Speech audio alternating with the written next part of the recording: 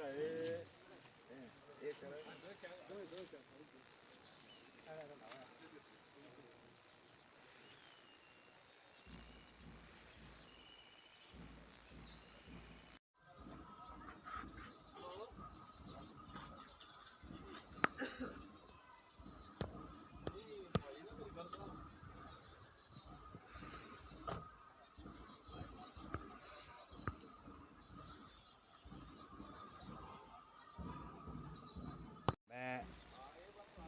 Chaudhry Farooq Hussain district president all Jammu and Kashmir PDD PDL TDL electrical union district پونچھ.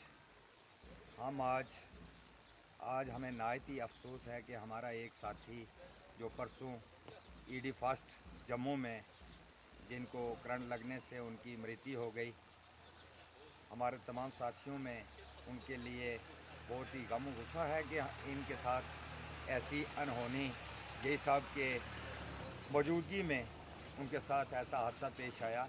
تو ہم chief engineer صاحب سے، MD صاحب سے، پرنسپل سیکرٹری صاحب سے اور ED فاسٹ کے ایگزیکٹو انجینئر صاحب سے ہم یہ درخواست کریں گے کہ وہ اس جئی کو فوری طور سسپینڈ کیا جائے اور انکوائری کی جائے.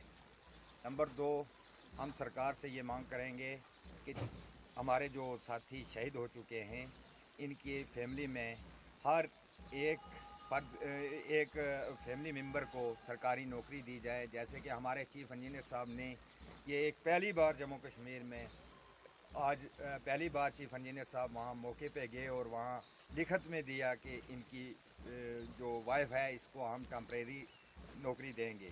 جیسے وہ ٹمپریری تھا اسی کی جگہ اس کو ٹمپریری سلیکٹ کریں گے.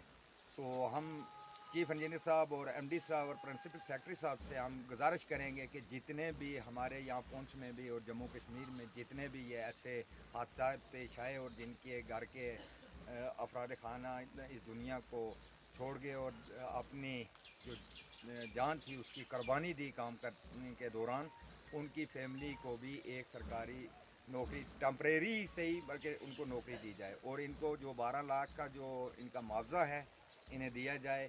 اس وقت بھی سینکڑوں کی تعداد میں ہماری جو ساتھی ہیں ان کی فیملیاں درپدر کی ٹھوکریں کھا رہی ہیں، کبھی کورٹ میں، کبھی آفسوں میں.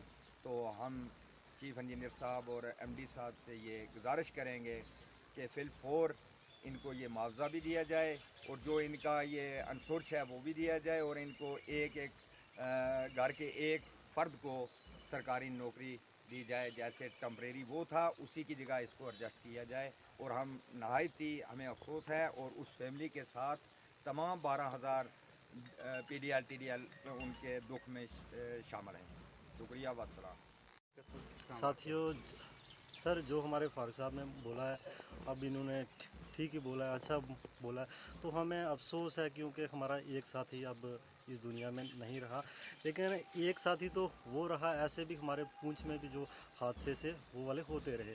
تو میری یہ گورنر صاحب سے یہ ریکویسٹ ہے کہ گورنر صاحب آپ ہوش میں آئیں، کیونکہ اگر آپ نے منیمم ویجز ایکٹ کا اگر کیا ہوا ہے، یہاں پہ UT لگائی ہوئی ہے، تو ابھی تک ہمیں منیمم ویجز ایکٹ انہوں نے نہیں دیا.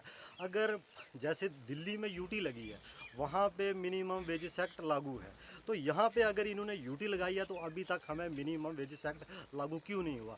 لیکن گورنر صاحب کے جو کام ہیں انہوں نے بولا ہے بیٹی بچاؤ بیٹی پڑھاؤ.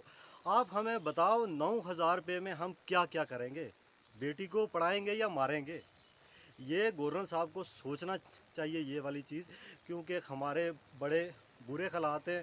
ہمارے جتنے بھی بھائی ہیں 2,000 کے ہیں، 94 کے ہیں، نہ کوئی ابھی تک کیا ہوا پرماننٹ ہوا نہ کچھ ہوا.